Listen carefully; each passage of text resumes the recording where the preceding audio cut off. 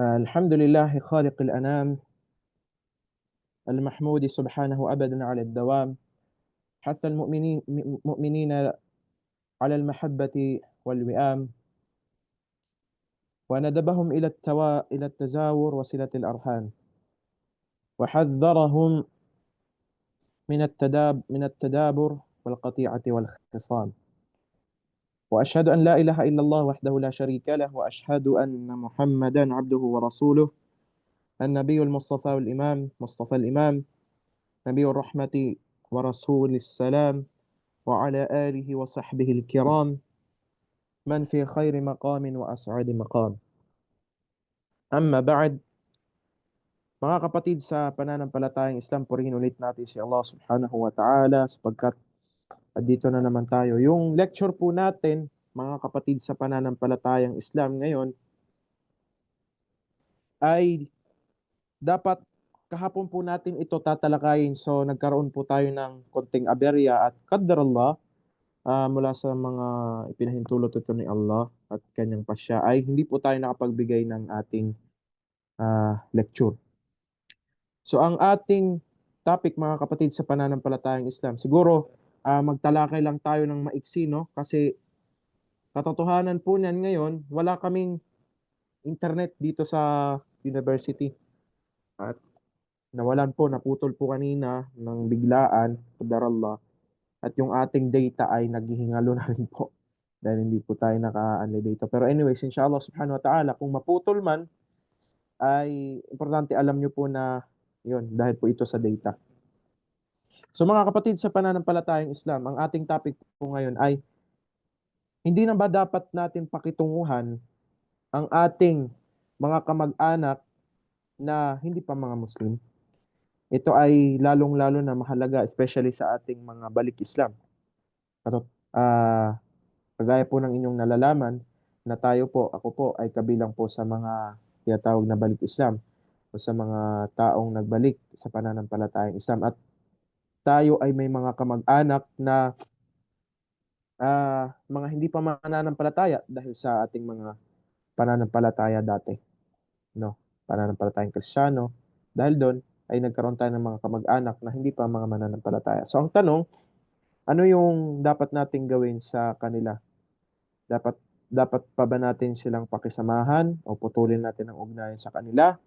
O ano pa mang mga bagay? Yan po ang ating makukuha sa inshallah, paiksiin lamang po natin ang lecture na ito, inshallah subhanahu wa ta'ala, kung mapapaiksi po natin kasi medyo may kahabaan din.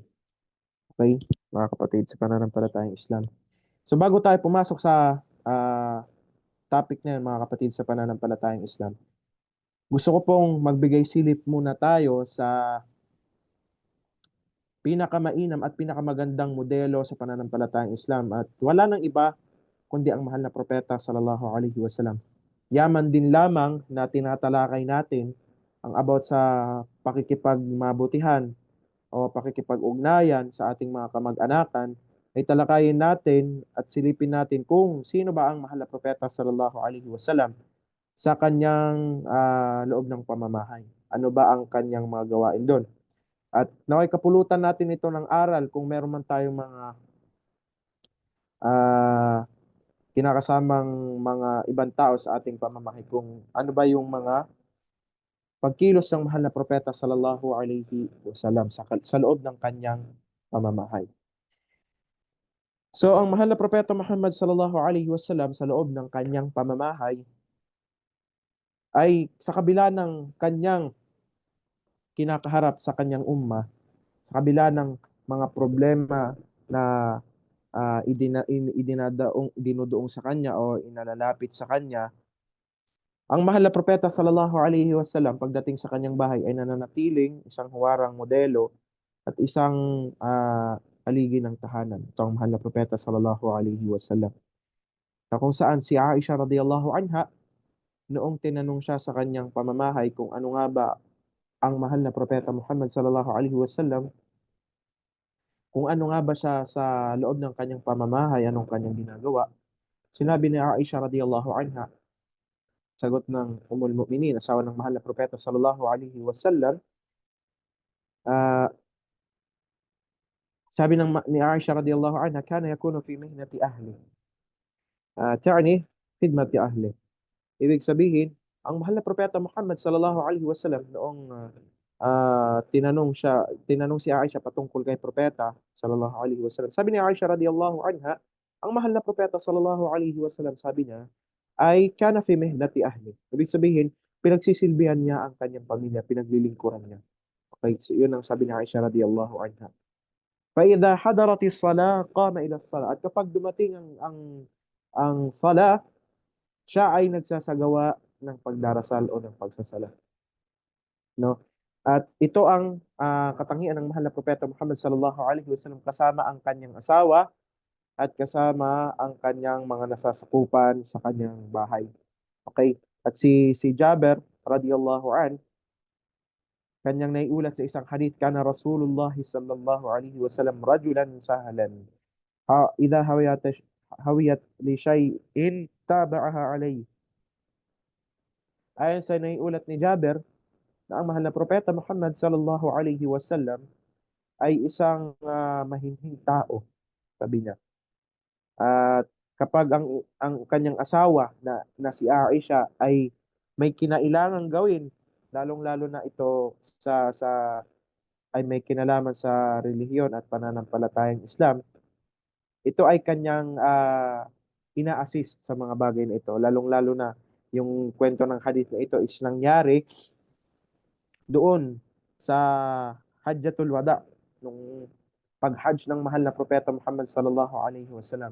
Kaya tinawag na Hajjatul Wada kasi ang mahal na propeta sallallahu alaihi wasallam ay parang namaalam na sa hajj na ito. Kasi ito na yung last hajj niya at hindi na siya nakapag-hajj after noon, no? Nung Hajjatul Wada na ito ay may nangyari kay Aisha radiyallahu anha na kung saan ay hindi siya naisagawang mula sa mga ah, gawain ng Hajj. Pumasok si Aisha radiyallahu anha sa isang silid at siya ay umiiyak. No? At naabutan siya ng mahal na propeta Muhammad sallallahu alaihi wasallam dito at tinanong siya kung bakit siya umiiyak. At kunento niya kay propeta sallallahu alaihi wasallam ang rason. At kanya itong pinatahan, mashallah, yung mahal na propeta sallallahu alaihi wasallam. At kanyang sinabi na, katotohanan na ikaw ay isa sa mga anak ni Adan. Ganun nga, may nangyayari sa kanyang mga bagay na hindi na mapipigilan. Sapagkat nung araw na yon ay dapat may gagawin siyang isang ibada pagsamba kay Allah subhanahu wa ta'ala. Ngunit pinigilan siya ng kanyang buwanang dalaw. Kaya siya nalungkot ng sobra nun.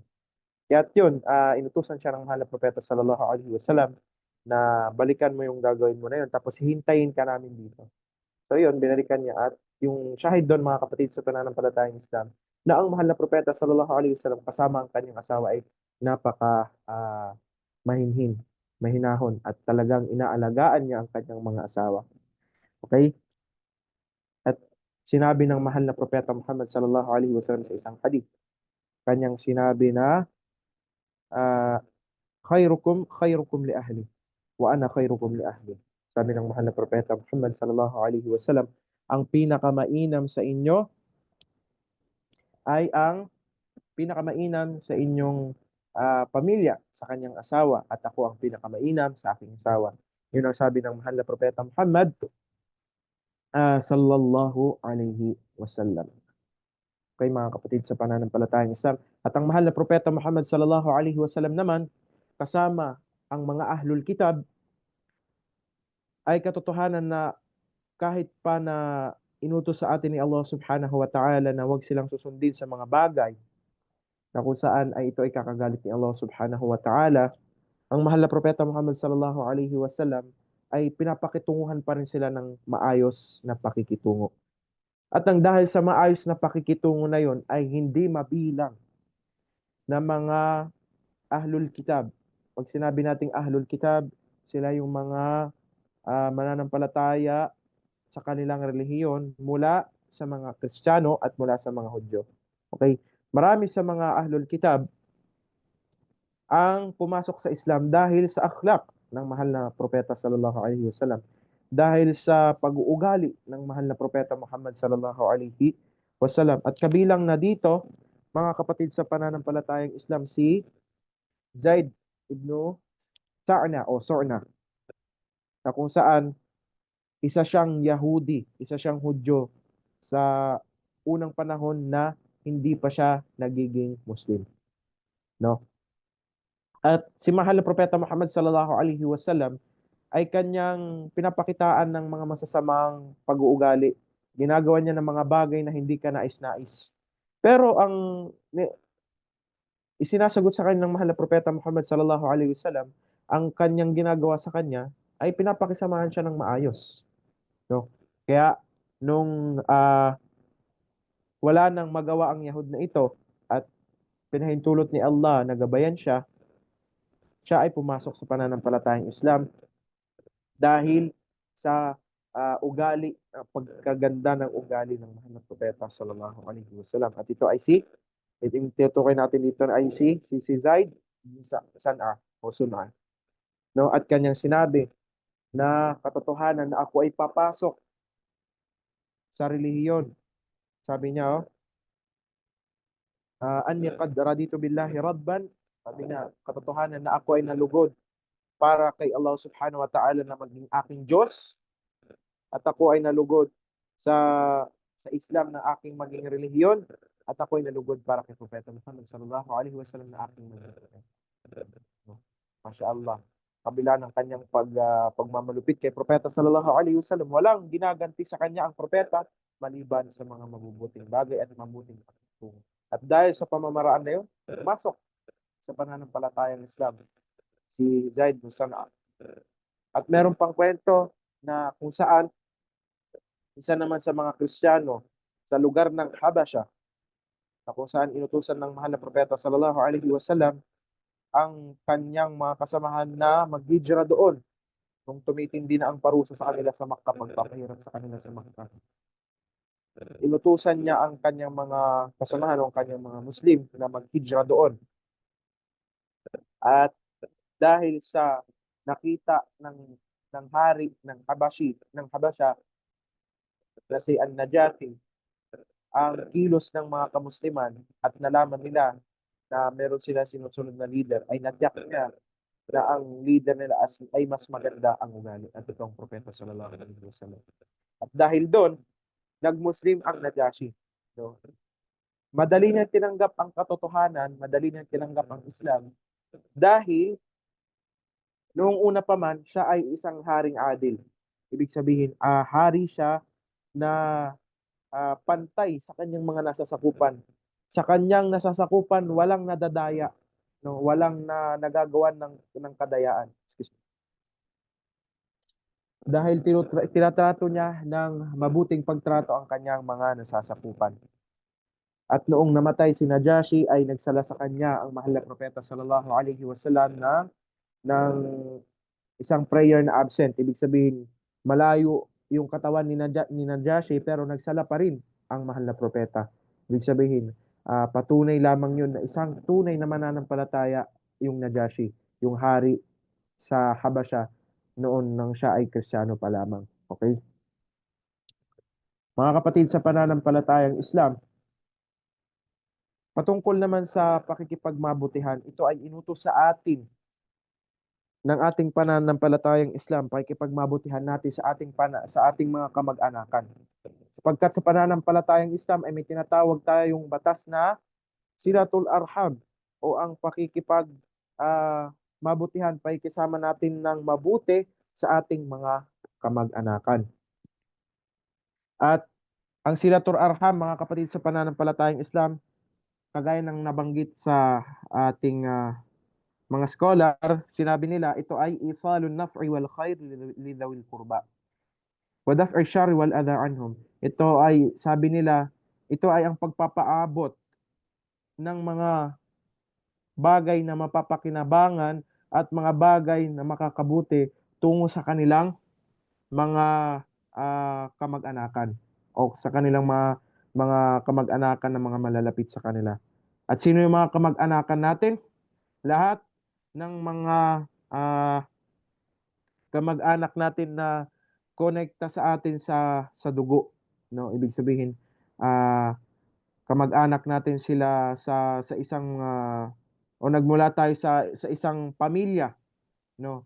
At konektado tayo sa kanila bilang pamilya. Yun ang ating mga dawil kurba. At sabi ng ating mga scholar na ang mga kamag-anak natin, yung mga dawil kurba na tinatawag, sila ay yung nasa ikaapat na angkan o nasa ikaapat na lolo. Ibig sabihin sa lolo ng lolo ng lolo ng tatay natin sa ikaapat, no?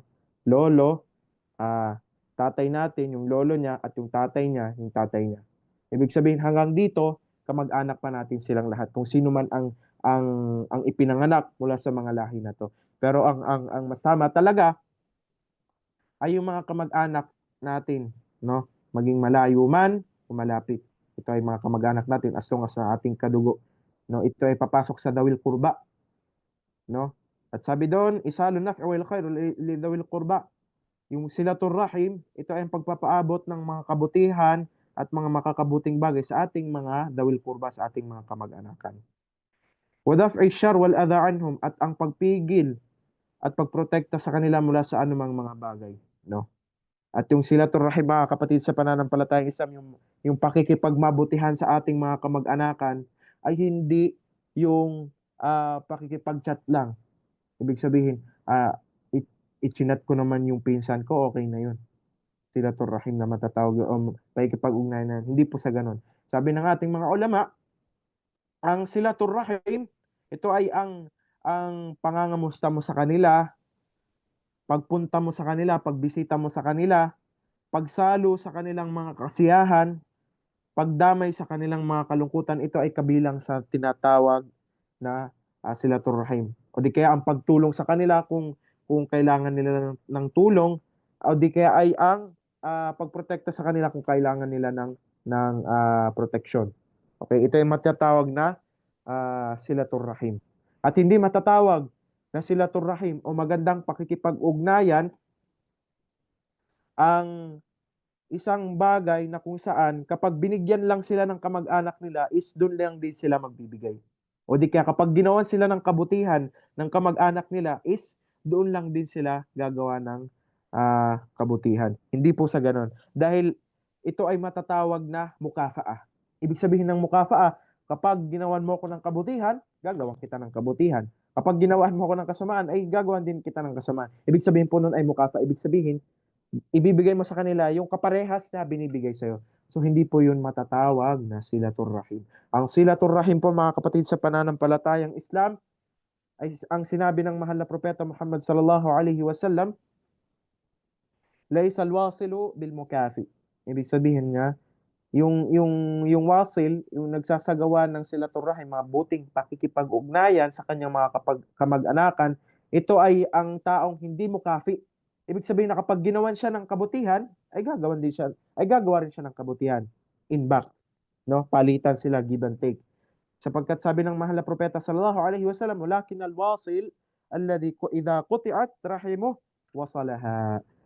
Ayon sa pinakamalapit itong kahulugan, bagkus ang katotohanan na wasil, ang totoong nagsasagawa ng mabuting pakikipag-ugnayan sa kanyang mga kamag-anakan ay ang taong kapag pinutol ang kanyang pakikipag-ugnayan ng kanyang mga kamag-anak sa kanya, ay kanya itong ah, idudugtong. Ibig sabihin, kapag hindi na siya pinansin, pipilitin niya yung lahat ng makakaya niya upang makipagbigay ulit sa kanila ng koneksyon, no? Sa pamamagitan ng mga pagbibigay ng mga hadiah, mga regalo o ng ano paman. Okay, at yun ay sa hak ng Muslim. Ibig sabihin kung ang kamag-anak na yun ay isang Muslim din. Pero kung ang kamag-anak na yun ay hindi mananampalataya, no? Hindi inobliga sa atin na kapag ganun ang mangyari ay bigyan pa rin natin sila ng pakikipag-ugnayan, no? Hindi inobliga, pero kung gagawin natin iyon dahil sa dawa, ito ang pinakamainam. Dahil gusto mong ipaabot sa kanila ang Islam at gusto mong ipaabot sa kanila ang katotohanan, ang iyong pananampalataya. Yun ang sabi ng ating mga scholar at kabilang na dito si Sheikh bin Baz rahimahullah. Okay? Mga kapatid sa pananampalatayang Islam, At mga kapatid, sa pananampalatayang Islam, katotohanan na ang magandang pakikipag-ugnayan sa ating mga kamag-anakan ay ipinag-utos ito ng ating pananampalatayang Islam, kahit na ang ating mga kamag-anak, sabihin natin ang kamag-anak, tatay, nanay, ang kung ano pa man dyan, ng mga kalapit natin, pinsan, kapatid, ipinag-utos sa atin ng pananampalatayang Islam na tayo ay makipagmabutihan sa kanila kahit na sila ay hindi pa mga mananampalataya. Okay, so yung mga balik Islam dyan ay inutusan ng pananampalatayang Islam na makipagmabutihan ka sa kanila. Ipakita mo ang pananampalatayang Islam na maganda. Ipakita mo sa kanila na ang Islam ay hindi yung inaakala nila. Sapagkat kung inaakala nila na masama na at hindi mo pa sila papansinin, wala na, parang pinatunayan mo lang sa kanila na ang pananampalatayang Islam ay isang masamang pananampalataya. Sapagkat may dalil, mga kapatid, sa pananampalatayang Islam na nararapat pa rin nating pakisamahan ng ating mga kamag-anakan na bagamat sila ay mga hindi pa mga mananampalataya, may dalil ito, mga kapatid, sa pananampalatayang Islam. Itong dalil na ito ay ang hadith ni Asma, ibig sabihin anak ni Abu Bakar radiyallahu an. Kilala natin si Abu Bakar. May anak siyang babae na nagngangalang Asma. Kanyang sinabi, "Qadimat alayya ummi wa hiya musyrikatun fi ahdi Quraysh id ahadahum." Ibig sabihin, ang nanay ko ay pumunta sa akin noong panahon na nagkaroon ng ah, kumbaga ittifaq o kasunduan ng peace sa pagitan ng Quraysh, no? At pumunta ang nanay ni Asma, yung anak, ibig sabihin asawa ito ni Abu Bakar radiyallahu an, ah, at gusto, sabi niya, ng nanay ni Asma na ma makipag-ugnayan ulit yung kanyang anak sa kanya. Bumalik yung dating kanilang ugnayan. So, pinagpatuloy ni Asma radiyallahu an, "Fastaftaitu Rasulullah sallallahu alaihi wasallam faqultu ya Rasulullah, qadimat alayya ummi wa hiya raghibatun afa asilu ummi." Sabi ni Asma, dahil sa hindi niya alam yung gagawin niya na yun, itinanong niya ito sa Propeta Muhammad sallallahu alaihi wasallam. Kasi musyrika ang kanyang nanay, hindi mananampalataya, at si Asma ay mananampalataya, Muslim. Sabi niya hindi niya alam ang gagawin, kaya't nagtanong siya kay Propeta sallallahu alaihi wasallam. Sabi niya kay Propeta Muhammad sallallahu alaihi wasallam, "Ya Rasulullah, dumating sa akin ang aking nanay at siya ay isang musyrika at gusto niyang makipag-ayos sa akin. Gusto niyang ipagpatuloy kung ano man yung ah, samahan namin dati, o di kaya ay yung kanyang nanay may gustong kunin sa kanyang anak o may gustong makuha sa kanyang anak at iba pa. Basta dumating ang nanay na ito kay Asma at gusto niyang makipag-ugnayan ulit kay Asma. Sabi ng mahal na, sabi ng mahal na propeta Muhammad sallallahu alaihi wasallam kay Asma, o sabi ni Asma kay Rasul sallallahu alaihi wasallam, sabi niya, "Afa asilu ummi?" Sabi niya, ibabalik ko ba ang aking pakikipag-ugnayan at magandang pakikisama sa aking nanay? Sabi ng mahal na propeta sallallahu alaihi wasallam, "Na'am." Sabi niya, "Oo, sili ummik." Sabi niya, ay ibalik mo ang magandang pakikipag-ugnayan mo at mahalin mo ulit ang iyong nanay. Sabi niya noon ng mahal na propeta Muhammad sallallahu alaihi wasallam. So ibig sabihin na ang ating mga kamag-anakan, kung sila man ay hindi pa Muslim, no? Hindi obligado sa atin na pakisamahan sila ng mabuti kung ginagawan nila tayo ng masama. Hindi na inuobliga ito sa atin. Yun ang ating sabi ng ating mga scholar. Pero kung mabuti naman sila sa atin, ay mas pakisamahan natin sila ng mabuti, no? Kung mabuti naman sila sa atin. Pero kung mananampalatayang Muslim na kamag-anak natin ay ginawan tayo ng masama at parang ayaw nilang makipagmabutihan sa atin, at kung Muslim sila ay pakitunguhan pa rin natin sila ng mabuti. Ito yung pinagkaiba ng hindi Muslim at Muslim. Mananampalataya at hindi mananampalataya. Kung ang mananampalataya ay gusto nilang putulin ang ugnayan ng inyong kamag-anakan, ay huwag mong puputulin. Sapagkat ito ay matinding ipinagbabawal sa pananampalatayang Islam. Okay? At yung mga hindi naman mananampalataya, kung gusto nilang putulin ang iyong pakikipag-ugnayan, ang iyong kamag-anakan, ay walang problema at hindi obligado sa atin na sila ay pakitunguhan. Kahit na sapagkat sila ay pinapakitunguhan tayo at itinatrato tayo at parang dinadala tayo sa masama na hindi iyon ay hindi inuobliga sa atin ng ng pananampalatayang Islam at yun ang sabi ng ating mga scholar. So okay mga kapatid, sa pananampalatayang Islam, siguro hanggang dito na lang sapagkat mahaba pa at magsasala na rin po dito at yung ating data ay paubos na rin. So hanggang dito na lamang siguro mga kapatid sa pananampalatayang Islam, naway nakuha nyo yung pinaiksing mensahe dito sa mabuting pakikipag-ugnayan. Maraming mga kabutihan mga kapatid sa pananampalatayang Islam sa pakikipag-ugnayan sa ating mga kamag-anakan, pakikisama sa kanila ng mabuti sa ating mga kamag-anakan, no? Maraming mga hadith na nabanggit dito at hindi na natin kayang banggitin dahil sa oras nga po. At naway gawin itong ipabilang ito ni Allah Subhanahu wa Ta'ala sa mga ganda nating gawa sa kanyang sa ating mga ibada. Katotohanan na kailangan natin ito sa kabilang buhay, no? Magamit natin ito sa ating mga sarili. Kaya para sa aking sarili at pagkatapos sa inyo.